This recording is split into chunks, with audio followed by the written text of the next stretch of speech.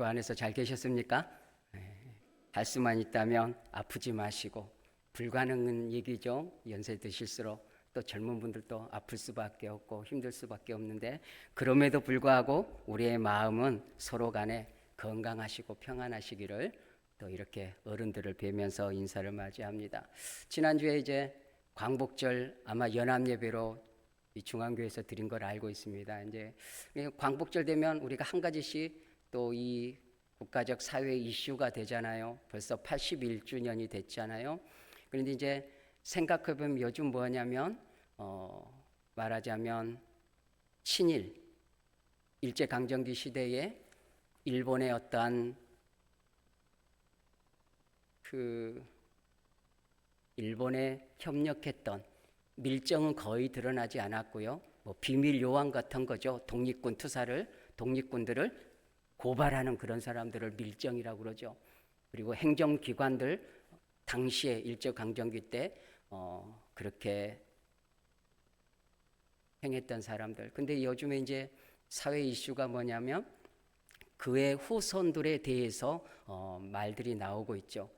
그래서 우리나라의 아픔이 뭐냐면 국제적으로 주권적으로는 광복을 맞았지만은 내부적 내면적 정신적으로는 여전히 광복을 향하여 가고 있다.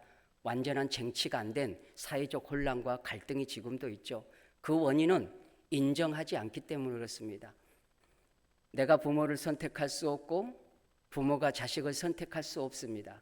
그러나 한국 현대사 뼈아픈 일제강점기 시대를 역사적으로 볼 때 선조의 흠이 됐더라면 그것에 대해서 후손들이 과감하게 민족적 관점에서 역사적 관점에서 선조들의 그러한 밀정이 됐건 친일이 됐던 그거에 대해서 후손으로서 반성하는 자세가 있다면 얼마나 좋겠습니까? 그러나 그렇지 않다는 겁니다.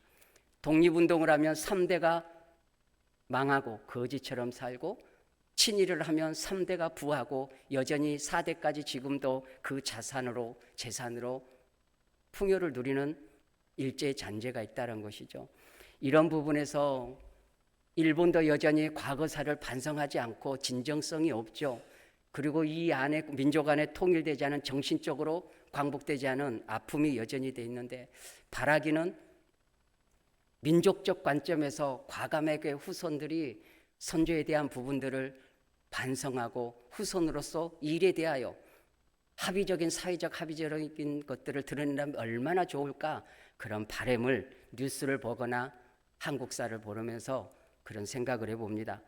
저도 모릅니다. 우리 선조가 혹여나 반민족적 혹은 친일을 했는지 알 수는 없죠. 혹여 만약에 드러난다면 저 역시도 과감하게 대중 앞에 그런 교회가 됐다면 제가 후손으로서 대신 사죄하는 자리가 섰으면 좋겠습니다. 만약을 전제하는 겁니다. 그러한 마음으로 우리나라가 일제강점기의 아픈 역사를 한 번쯤 반성하고 짚고 넘어가야 좀 더 정신적 광복을 맞이하지 않을까 그런 생각을 해봅니다. 그러면서 또 한 가지는 제가 조금 더 광복에 대해서 읽어보니까 1919년에 사변운동 했을 때 그때 당시 우리 한반도 인구가 2천만이라고 그래요. 그때 개신교 인구가 1%, 다시 말씀드려서 2천만 명 중에 15만에서 20만 명이에요. 그게 1%예요. 근데 그 1%가 대한독립 선언문을 할 때 33인 중에 15명이었고 여성의 80%가 개신교 여성들이었고 무수하게 형무소에 끌려갔던 인물들 중에 70%가 개신교인이었다는 거죠. 왜냐하면 당시의 사회적 문화는 유교적, 수직적 계급사회였다는 거죠. 뼈아프게 내려온. 그러나 기독교 세계관은 평등이에요. 주 안에서 하나님의 형상으로 창조된 노비가 없고 선비가 따로 없고 천민이 따로 없는 모두가 평등한 하나님의 형상물이었다는 거죠. 그래서 남녀의 차이가 없다. 밥상머리도 여자는 앉지 못했던, 그래서 복음이 민족의 정신을 해방시킨 거죠. 그래서 당시에 초대교회의 가장 일대 목사님들은 백정과 노비가 많았어요. 그래서 조금 더 시간이 흘러서 엘리트 지식인들도 하나님의 말씀과 어떠한 심리적 주님의 경험을 통해서 회심하는 역사가 통해서 지식인층과 천민이라고 한 당대 천민들이 이제 합일점을 참아서 지성적인 이 한국 교회의 지도자적인 역사를 이끌어왔다라는 겁니다. 그런 관점에서 우리 개신교인들은 민족적 그런 마음을 가지고 있어야 된다. 그러나 시간이 흐르면서 교회만 생각하는 그런 주의가 되었다는 것이죠. 이런 부분에서 그런 생각을 해봤어요. 장사를 하는데 누구나 손님이 되잖아요. 다시 말씀드려서 지금 믿지 않는 사람은 미래의 교회의 고객이죠. 그렇죠? 지금 믿지 않는 사람은 미래의 교회에 올 고객으로, 영적인 고객이란 말이죠. 그런데 우리 개신교 안에 문제점이 뭐냐면 천주교와 다르게 사회에 대한 일들에 대해서 등한히 한다는 거죠. 그래서 이러한 부분에서 우리가 기도하고, 물론 교회가 서군과 빛의 역할을 많이 감당합니다. 그럼에도 교회사적으로 개신교에 보면 교회 안에서만 웅장한 우리의 모습들이 많다. 그래서 우리의 마음속에 기도하거나 그러면 우리가 이 사회에 대해서 어느 정도 목소리를 내고 공의와 정의를 얘기하는, 그러할 때 믿지 않는 자들도 개신교회, 교회에 마음을 열어가는 후대의 영적인 고객이 된다라는 것으로 생각해 볼 수가 있겠습니다. 이 지역 안에서도 진도중앙교회가 큰 영적인 교회이기 때문에 좀 더 선구자적인 관점에서 이러한 부분에서도 기도하시고 하셨으면 어떨까라는 마음으로 인사를 전해봅니다. 우리 사회에 있어지는 여러 가지 문제들이 많아요.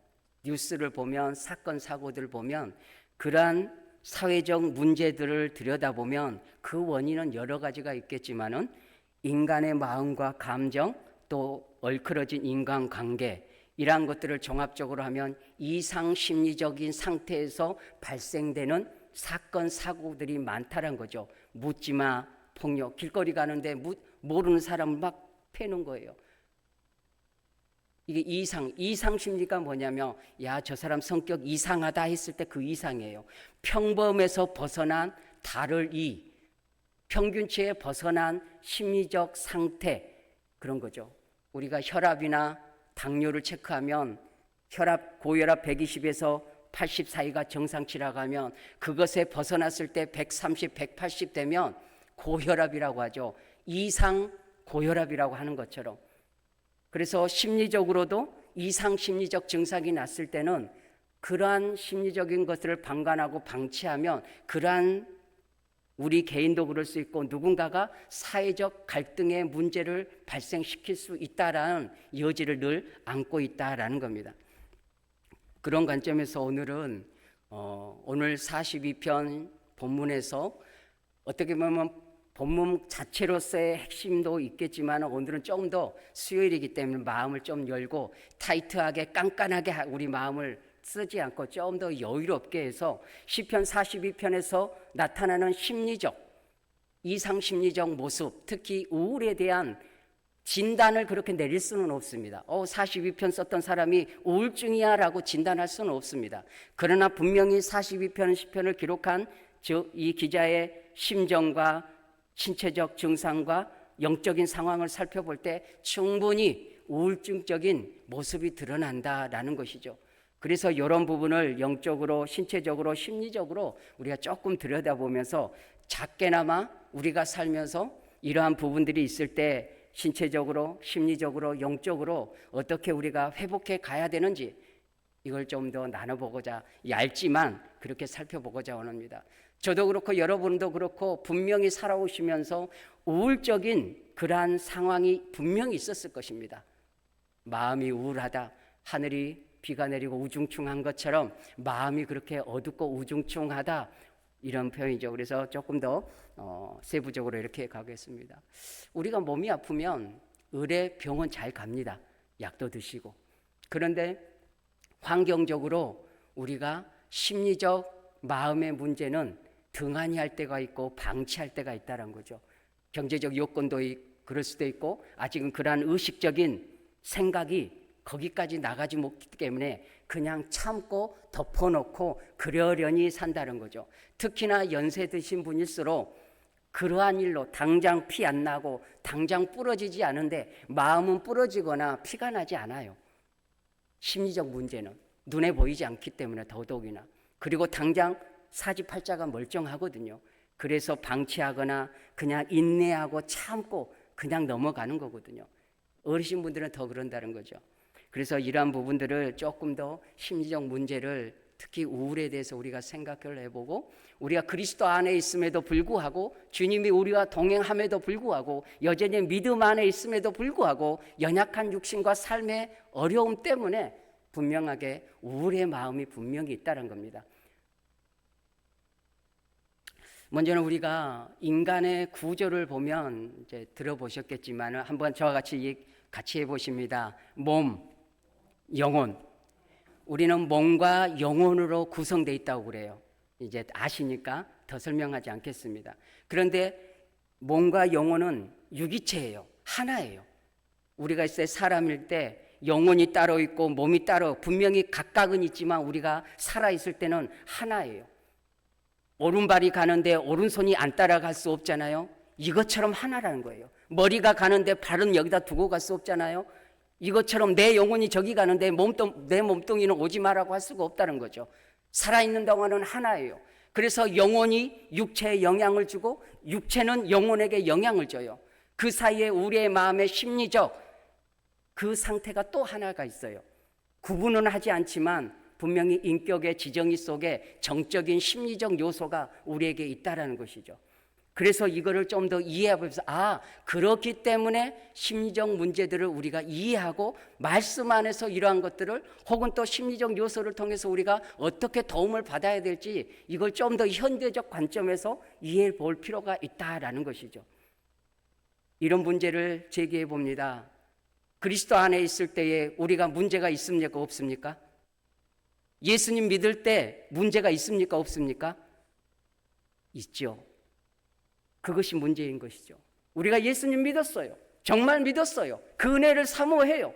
그 은혜를 누리고 있어요. 그러나 우리는 육체적, 정신적, 심리적, 삶의 질병적 문제는 여전히 우리가 그림자처럼 달고 산다는 것이죠.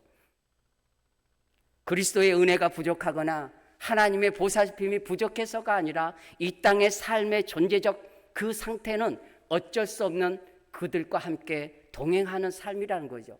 그래서 그것을 어떻게 우리가 좀 더 이해하고 동행하는 삶을 좀 더 다스려가면서 살아가야 되지 않는가, 그런 생각을 해보는 것이죠.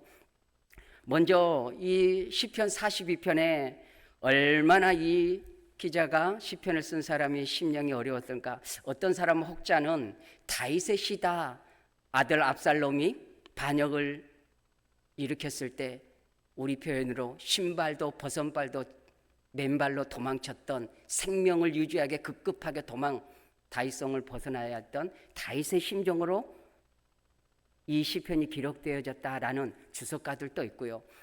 다윗이든 아니든 이 시편의 기자는 상당히 하나님 앞에서의 고통스러운 신체적, 심리적, 영적인 고통을 호소하고 있다. 그래서 그 고통의 호소를 시각적으로 이렇게 표현해요. 1절에 하나님이여 사슴이 시냇 물을 찾기에 갈급한 같이 내 영혼이 주를 찾기에 갈급하나이다. 목마른 사슴이 사자가 있고 악어가 있는데, 예를 들면 그 목마름을 치기 위해서 이 아프리카 같은 데 보면, 동물의 왕국에 보면 그 목마름을 하기 위해서, 목을 축이기 위해서 사자가 있고 악어가 있음에도 불구하고 생명 걸고 그 물 한 모금을 마시러 간다는 거죠. 그것을 이 시편 기자를 얘기하고 있는 거죠. 하나님이여 사슴이 시냇 물을 찾기에 갈급함 같이 내 영혼이 주를 찾기에 갈급하나이다. 얼마나 심령이 가난한 상태로 예수님이 말씀하시는 그 팔복의 첫 번째로 심령이 가난한 자의 상태예요. 절대적으로 하나님의 은혜와 은총을 갈망하는 그러한 상태, 이렇게 간절하게 사모하는 만큼, 목마른 만큼 삶의 신체적, 심리적, 영적인 타격이 클수록 이 표현을 썼다는 것이죠. 그래서 이 시편 기자가 가지고 있는 그러한 문제들을 이제 좀 살펴보겠습니다. 이렇게 보면 3절에 보면 이렇게 기록하고 있어요. 사람들이 종일 내게 하는 말이 내 하나님이 어디 있느냐. 조롱의 말이죠. 야, 네 하나님 어디 있어? 라는 것이죠.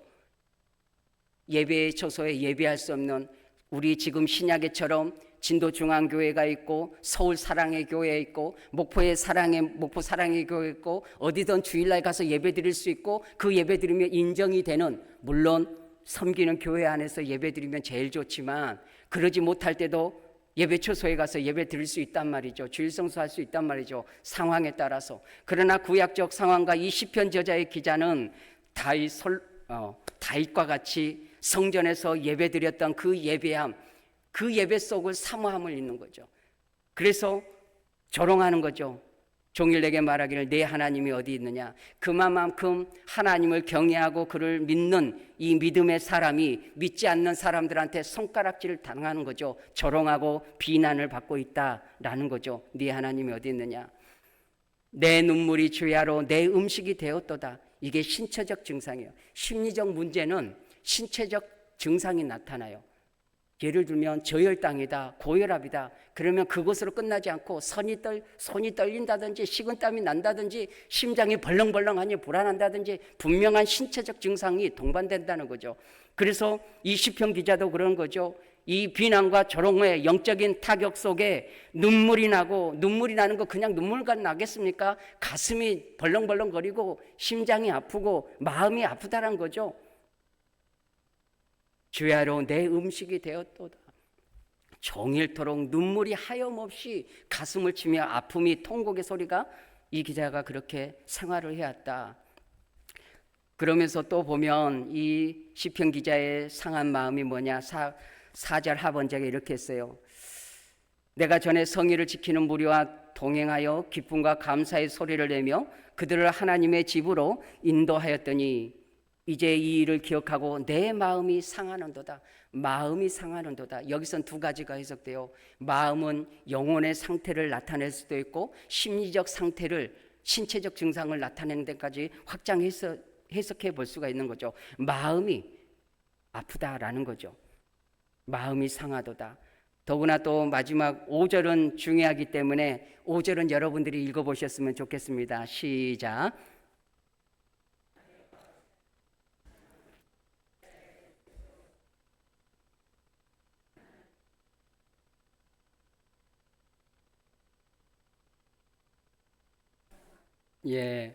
믿지 않는 사람들이 혹은 타인이 조롱하고 비난하고 눈물이 새끼 먹는 것처럼 눈물이 하염없이 나고 마음이 심령이 상하고 그러면서 내 영혼아 내가 어찌하여 낙심한다. 낙심이 우울과 연결이 됩니다. 어찌하여 내 속에 불안해하는가. 불안의 요소도 우울과 연결이 됩니다. 낙심하며 불안해하는가. 이게 이제 이 시편 기자가 40편에 나오는 이 우울적인 요소를 가지고 있다는 거죠. 다시 말씀드립니다. 이 시편 기자가 우울의 진단이 아니라 충분히 이해할 만큼 우울한 상태다라는 것이죠. 여기서 조금 주제적으로 성경에는 우울한 단어도 없죠. 그러나 현대적 관점에서 이걸 들여다보면 이 사람이 정말 우울했겠구나. 그것이 신체적이든 심리적이든 영적이건 힘들었겠구나. 이것을 우리가 읽어낼 수 있다라는 것이죠. 그래서 이 부분에 대해서 좀 이렇게 좀 더 살펴보는데요. 비난, 조롱, 눈물, 마음이 상하고 낙심과 불안하는 것, 이런 것들이 좀 중요하게 살펴보았습니다. 이제 여기서 조금 여러분들이 이해하시면서 들으실 때 우리가 한번 또 말씀 안에서 또 이런 조금 심리적 요소를 한 번쯤 듣고 이해하는데 모두에게 또 우리는 심리라는 게 있잖아요. 마음이 있고 그러기 때문에 우리 살면서 그러한 것들을 경험하셨거나 또 어쩌면 안타깝게도 그러한 것들을 크거나 작거나 경험될 수 있기 때문에 그런 부분을 잠깐 이해할 수 있는 정도에서 우리가 같이 나눠볼게요. 여러분들이 긴 세월 살아오셨어요. 긴 세월 살아오셨는데 우리의 성격과 우리의 성품은 오늘 당장 만들어진 게 아니에요. 긴 시간 응애하고 태어났을 때부터 유아기, 초등학교, 고등학교, 대학교, 30대, 40대, 50대, 60대 이렇게까지 긴 시간에 여러분의 인생 속에서 형성되어지고 만들어지면서 오늘 현재적 결과물이 나인 거예요. 여러분인 거고.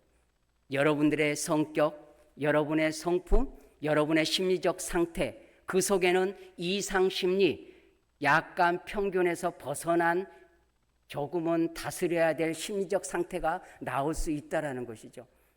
그래서 이러한 심리적, 인격적 이런 형성들은 여러 가지 원인들이 있는데 그냥 이거는 한 번만 듣고 넘어가시는데, 이유는 뭐냐?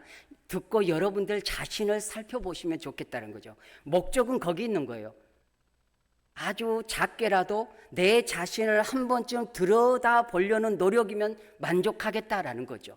내 성격이, 내 성품이, 내 심리적 상태가 60이 돼서 70이 돼서 이 현재적 결과물이 왔다면 그것은 분명히 과거적 삶의 흔적 속에서 오늘의 결과치가 왔기 때문에 우리의 지난 날을 한번 훑어보면서 살아오면서 한번 되짚어보고, 반성할 건 반성하고, 되돌아볼 건 되돌아보고, 회개할 건 회개하고, 말씀 안에서 회복할 건 회복해야 된다라는 방향성을 먼저 말씀을 드리는 것이죠.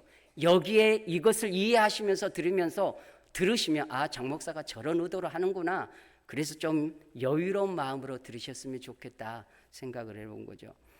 여러분들이 자라오면서 어떤 부모 밑에서 자랐는가, 어떤 경험을 하였는가, 경제적 상태는 어떠했는가, 사회적으로 어떤 경험을 했는가, 이러한 것들이 여러분들이 알든 모르든 우리의 성격, 심리적 상태, 성품, 영적인 상태까지 현재 이루어왔다. 물론 유전적, 생물학적 요인도 있지만 우리가 쉽게 표현해서 그런 요소들이 우리를 이렇게까지, 여기까지 결과물로 만들어 왔다.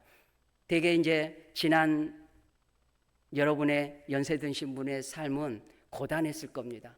저는 개인적으로 그런 생각을 해요. 일제강점기나 6.25나 혹은 군사정권 시대에 태어나지 않은 게 너무 감사하더라고요. 그쵸, 제 입장에서는. 나라의 주권이었고 6.25 후에 헐벗은 땅에 태어났다면 얼마나 그 고통이 컸었겠습니까? 생존의 삶이었잖아요. 그 생존의 삶이란 우리의 정서적, 인격적 성품을 다스려가는 삶이 없이 피곤한 삶이었다는 거죠. 아마 진도 땅에 사신 여러분들도 대다수가 피나고 전투적인 삶을 살지 않았을까? 생존하기 위해서 바득바득 여러분들이 살아오셨을 거예요. 그렇기 때문에 그런 삶을 살아오면서 정상적인 심리를, 마음을 유지하기란 쉽지 않았다. 그래서 크거나 작거나 우리 개인의 삶이 문제시가 분명히 드러난다. 저 개인적으로 먼저 부끄럽지만 고백하기는 분명히 저한테 그러한 심리적, 인격적, 성품적 문제가 여실히 알아요. 그래서 저는 심리학을 공부했고 상담학을 전공했어요. 목사 안수 받은 이후에. 왜냐? 아무튼 그런 거죠. 목회를 위해서도 한 것이지만 2천만 원 학자금을 져가면서도 제가 그 공부를 했어요. 어떻게 살다 보니까 다 갚아지더라고요. 그래서 감사하게 여러분 앞에 조금 배운 것을 여러분의 말씀과 함께 이렇게 적용할 수 있어서 그나마 좀 보람이 된다, 그런 생각을 해봅니다.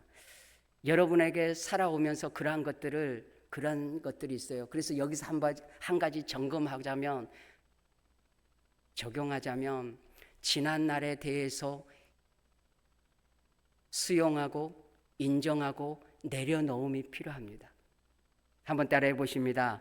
인정하고 수용하고 내려놓자.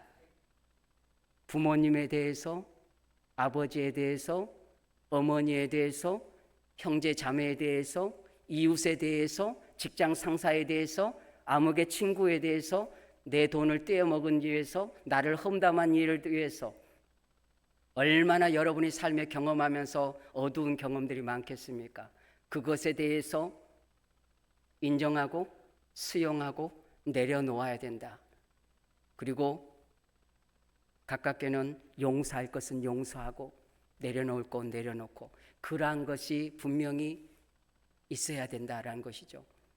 그러할 때 제로점을 만들 수 있죠. 그 마음은 하나님 앞에서의 회복이 필요한 것이죠. 그걸 누구 사람 앞에서 하소연하겠습니까? 당사자들한테 옷을 붙잡고 하소연하겠습니까? 우리 스스로가 하나님 앞에서 인정하고 수용하고 내려놓음다. 우리의 과거의 삶을 하나님 앞에 맡겨드린 것이죠. 그 속에 어떤 피나는 삶을 살았던 하나님이 함께 하셨던 삶이기 때문에 원하든 원하지 않던 그런 삶이었지만 그것을 하나님 앞에 주권적으로 하나님의 섭리 안에서 인정해 드리는 것이죠. 이것이 하나님의 주권과 섭리를 믿는 믿음의 사람들이 수용하고 믿음의 자세로 나가야 될 자세다. 그러한 마음이 좀 있었으면 좋겠습니다. 영적으로도 분명히 그러합니다.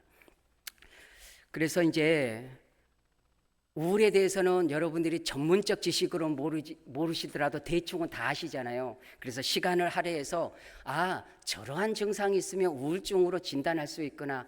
DSM-5라고 미국 의학회에서 만든 그런 진단 기준이 있어요. 말하자면 혈압이 120 넘으면 고혈압이다라는 진단을 내릴 수 있는 것은 의학적 근거 진단 기준이 있기 때문에 그렇게 하는 거거든요. 그것처럼 이상심리 심리적 문제로 특히 오늘 본문에 나오는 기자의 모습 속에 나오는 우울적 진단은 이러한 것들이 5개 이상 나올 때 우울의 진단이다 라고 말할 수가 있는 거예요. 대체로 보면 이렇습니다. 마음이 우울하다는 건 여러분 이해하시잖아요. 하루 종일 마음이 우울하다 그러면서 어떠한 흥미나 즐거움이 없어요. 남들은 막 웃고 떠드는데 예전에 나도 같이 웃고 떠드는데 요즘은 흥미가 없어요. 밥맛도 없어요. 시급도 떨어져요. 잠도 잘 오지 않아요. 잠잤다 깨나면 다시 잠들기가 어려워요. 체중이 막 떨어져요. 귀찮아요. 그리고 활력이 없고 내가 참 무가치하다. 인생 참 무가치하다. 이런 생각도 들고 그리고 가장 안 좋은 사고는 마지막에는 그만 살고 싶다라는 것이 우울이 가져다주는 가장 극단적인 안 좋은 모습이에요. 그러니까 이 우울은 하나님이 주시는 것이 아니라 사단의 역사고 인간의 어둠의 모습이죠. 하나님의 영은 살리는 영이고 사단은 죽이기는 영이기 때문에 그 어두운 마음을 끌고 가기 때문에 그렇다는 겁니다. 그래서 더더욱 이 우울의 심리적 모습들을 상황을 진단을 알고 우리 스스로가 꼭 정신의학과를 가지 않더라도 우리가 작게나마 인지하고 알면 그것에 대해서 예방하고 좀 더 나은 노력을 해가려는 노력을 해야 된다라는 거죠. 노인 우울증을 좀 생각해 봤습니다. 우리 중앙교회가 연세 드신 분이 있기 때문에 연세 드신 분은 감정적 기분적 우울하다라기보다는 자꾸 아프다 소리 하는 거예요. 나이 들으니까 당연히 아프지. 근데 병원 가면 뭐라고 말하지 못 찾는 거예요. 그냥 아프다는 거예요. 삭신이 아프다는 거죠. 너무 광범위하죠. 이러한 증상이 나온다는 거예요. 의욕이 없고 무기력하고 관심이 없고 사람 만나는 게 싫고 식욕이 떨어지고 체중도 당연히 단백질이 축소되니까 연세신 분들은 줄어들기도 하지만 우울한 분들은 그런 있다는 거죠. 그리고 수면 장애가 있고 연세 드시면 이제 좀 갔으면 좋겠다 그런 생각들이 나는데 우울의 모습에 있을 때 그런 생각을 한다는 거죠. 두통이 오기도 하고 소화불량이 오기도 하고 옛날 분들은요 돈 아까워서 병원 못 다니고 살 거 죽지 않을 것 같으면 안 갔잖아요. 근데 내 마음 조금 아프다고 우울하다고 병원 가겠습니까? 그래서 그냥 참아버리고 인내한다라는 건데 믿음의 인내와 심리적 인내하는 것은 다른 거죠. 팔 부러지면 병원 가야죠. 피나면 아까진기 푸시딘 발라야 되죠. 그것처럼 심리적 우울이 있을 때 방치하는 것이 아니라 방관하는 것이 아니라 작게나마 생활 속에서 나아지려는 노력을 하셔야 된다. 왜냐하면 아까 말씀드렸잖아요. 영혼과 육체는 분리되지 않습니다. 신체가 영혼에게 영향을 주고 영혼이 신체에게 영향을 주기 때문에 우울한 마음이 있다는 것은 영적으로 같이 간다는 것이죠. 그렇기 때문에 이게 예배 시간에도 통용되어지고 이해가 되는 것이죠. 영적인 일이라는 것입니다. 그래서 여러분들이 생활 속에서 특히 이제 노인분들이나 동일하게 젊은 분들도 그랬어요. 다 하시는 거지만 간단하게 생활 속에서 할 수 있는 것은 이렇습니다. 주변 사람들과 꾸준한 연대 관계를 가져야 돼요. 복지관도 가시고 또요 회관도 가시고 사람도 만나시고.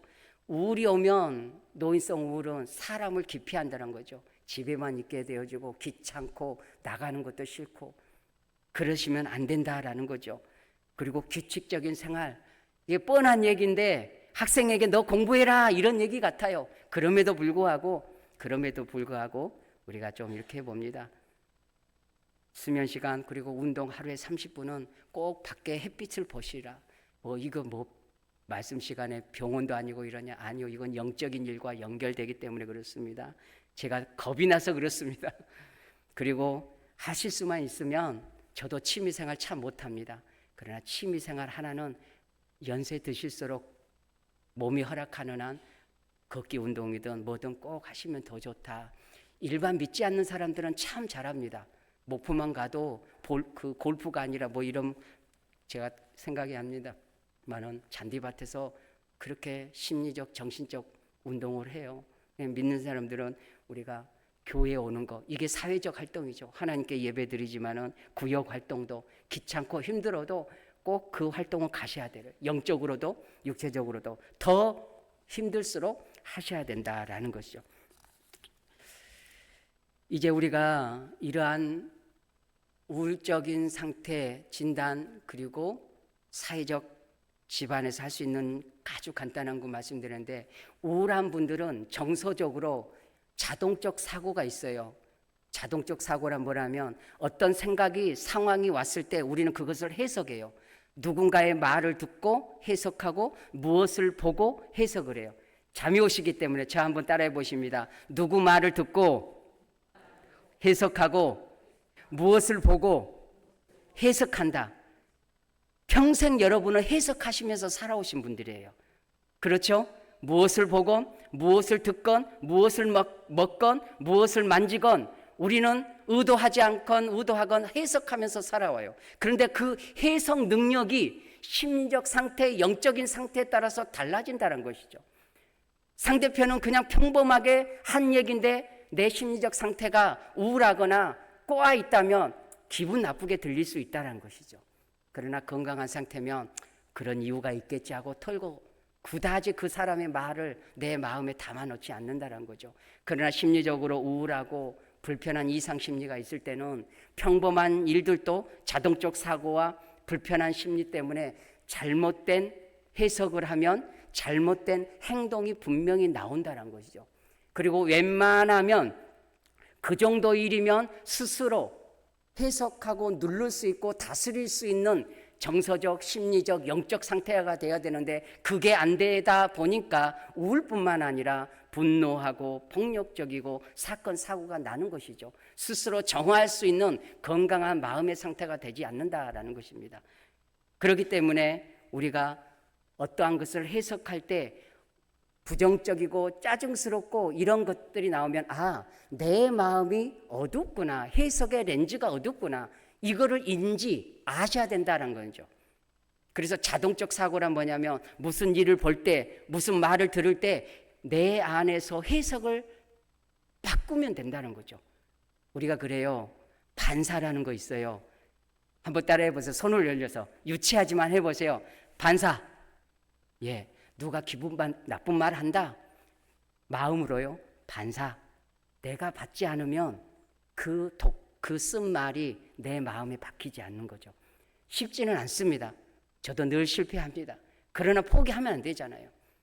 내 마음에 담아두고 잠 못 자고 북북 갈고 언제 한번 이것을 혼내줄까, 용케 한번 걸려봐라 하고 그러면 내 심리 상태가 안 좋다는 거죠. 그러면 그 사람도 좋지 않지만 내가 먼저 더 심리적, 영적, 신체적으로 안 좋은 상태가 된다는 거죠. 그래서 할 수만 있다면 반사 받지 않으면 된다는 거죠. 누가 여러분에게 수리탄을 던졌어요. 그러면 다시 받아서 주면 되는 거죠. 참 어렵습니다. 근데 저도 보니까 잘도 받아요. 그런데 의식적이면 이거 받으면 안 되지, 이거 폭탄이지, 수리탄이지, 굳이 내가 받고 해석하고 내 마음밭에 심을 필요가 없지 하고 던져버리는 거죠. 상대방한테 주는 것이죠. 그래서 내 마음을 건강한 상태로 자동적 사고, 불완전하고 부정적이고 뭔가 씁쓸한 해석을 한다면 그것을 내 안에서 정화하고 밖으로 생각을, 자동적 사고를 바꿔나가시면 좋다. 의식적인 노력이 필요하다는 거죠. 여러분 생활 속에서 분명히 그런 거 있습니다. 이건 경험이에요. 여러분들이 뭔가를 볼 때 해석하는 게 딱 있어요. 자동적으로 해석하는 게 있어요. 여러분들은 그것을 잡아내야 된다는 거죠. 여기선 부정적, 자동적 사고를 잡아내서 내가 이런 부정적 생각을 하는구나. 내가 이런 남의 말을 곱씹게 생각하구나. 내가 이 말에 기분 나빠서 부득부득 잠 못 자고 하는구나. 그것을 잡아내서 그걸 다스려 나가고 정화시켜 나가야 된다. 특히 우울적인 분들은 부정적이고 우울하고 그런 상태로 있기 때문에 이런 사고들을 건강한 사고로 가져가야 된다. 우울한 것이 뭐예요? 소망이 없다라는 뜻이에요. 힘들다라는 거죠. 괴롭다라는 거죠. 세상이 살기 힘들다라는 거죠. 그 원인이 누구이건 돈이건 질병이건 사회적 강고이건 독거노인으로서 외로운 삶이건 고단한 삶이건 이럴수록 우울함이 더 다가올 수 있다. 그럴 때 어찌하겠습니까? 믿음 없는 소리가 아니라 태어난 인생 어찌하겠습니까? 사람 생명으로도 살아내야 하고 그리스도 안에서 구원받은 은혜이기 때문에 주님 붙잡고 주님 배울 그날까지 우리가 견디고 내고 살아내야 되는 것이죠. 그래서 그런 자동적 사고를 잘 넘겨내시면 좋겠다. 그래서 결론적으로는 사람이나 심리학으로 영적인 문제를 다룰 수 없습니다. 일반 심리학은 인간의 정신적 혹은 심리적, 신체적 증상까지만 보죠. 의학도 신체의 증상에 제한되죠. 그러나 하나님의 말씀은 영혼이 다스려지면 그 마음이 다스려지고 그 마음이 다스려지면 신체적 건강해질 뿐만 아니라 신체적 연약함도 극복하고 자족하는 은혜로 이겨나갈 수 있다. 그래서 가장 중요한 것은 영적인 것이 가장 중요하다. 수고하고 무거운 짐진 자들아 다 내게로 오라. 한번 같이 고백해 봅니다. 수고하고 무거운 짐진 자들아 다 내게로 오라. 장 목사의 얘기일까요? 우리 주님의 말씀인 거죠. 그럴 때 그 말씀을 묵상하고 주님 앞에 가는 것이죠. 그리고 다시 한번 고백해 봅니다. 내가 안다. 좀 더 크게요. 내가 안다. 이게 성경의 기록이기도 하지만 주님이 우리한테 주시는 음성이기도 해요. 사랑하는 딸아, 사랑하는 아들아, 내가 안다. 너의 삶을 알고 너의 처지를 알고 너의 아픔들을 안다. 이 음성을, 주님의 따뜻한 음성을 우리가 기도 속에서 마음으로 사랑하는 주님, 주님은 저를 아신다 했죠. 주님 아시지요. 이 고백을 해야 된다는 거죠. 그럴 때 영적으로, 심리적으로, 신체적으로 그러한 것들을 극복해 나갈 수 있다. 조금 더 남았지만 이제 말씀으로 정리해 보면 그런 부분으로 말씀을 정리합니다. 그래서 영적인 생활, 예배드리고 구역 예배드리고 기도하고 말씀 읽고 이러한 영적인 관리를 뻔한 얘기지만 여러분의 건강한 삶을 위해서 늘 빼놓지 않는 습관적인 그러한 신앙생활을 잘 해가심으로 특별히 오늘 시편 기자가 얼마나 괴로웠습니까? 내 영혼아 내가 어찌하여 낙심하여 어찌하여 내 속에서 불안해하는가? 너는 하나님께 소망을 두라. 답은 그겁니다. 하나님께 소망을 둘 때 십자가의 죽으심과 부활하신 예수 그리스도 앞에서 내가 안다. 수고하고 무거운 짐진 자들아 다 내게로 오라. 한 번이 아니라 수도 없이 주님 앞에 나아가야 되고 주님의 따뜻한 음성 내가 안다라고 함으로 우리 어두운 마음을 주께 드림으로 빛 대신 예수 그리스도가 성령 안에서 말씀으로 우리 안에 채워지기를 주님의 이름으로 축원합니다. 건강한 여러분의 심리와 건강한 영적인 상태로 주 안에서 승리해 가시기를 간절히 소원합니다.